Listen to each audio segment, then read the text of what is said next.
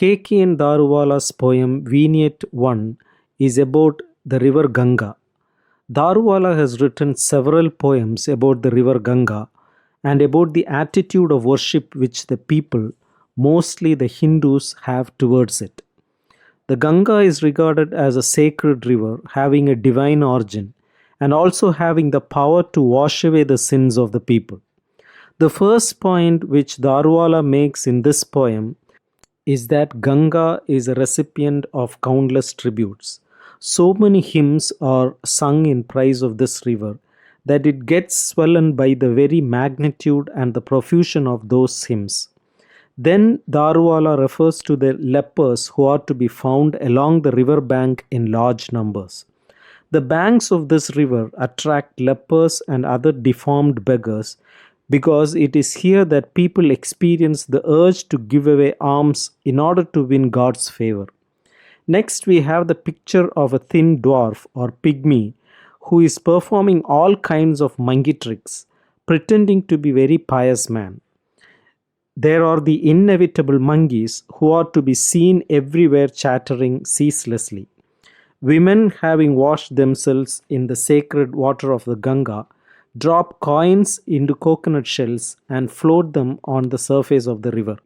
However, this money does not excite the greed of either the aged beggars suffering from palsy or of the blind beggars who, in any case, cannot see the coins. The Ganga is a river having a voice of its own, and its voice is a weighty voice in the desert of human lives. People feel their lives to be empty of meaning, but the very sound of the flow of the river Ganga brings comfort to them. The voice of this river has a soothing, spiritualizing effect upon the devotees. The banks of the river Ganga are a place where beggars exhibit their physical deformities and their physical handicaps such as lameness, blindness, paralysis, and leprosy. Indeed, these beggars try their utmost to attract the attention of the worshippers of the Ganga in order to extract as much money from them in charity as possible.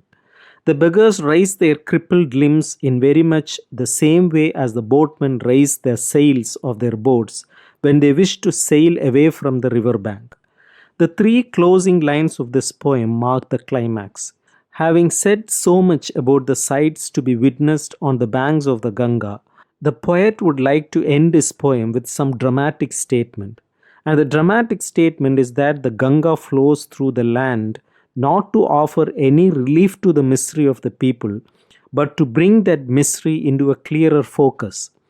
The river thus serves as a means of giving the needful publicity to the misery and distress of the poor people, and more particularly of the persons suffering from various kinds of bodily deformities and therefore needing financial help. The river is a means of making the general public more keenly aware of the extent and the intensity of the physical suffering which the deformed and the handicapped have to undergo.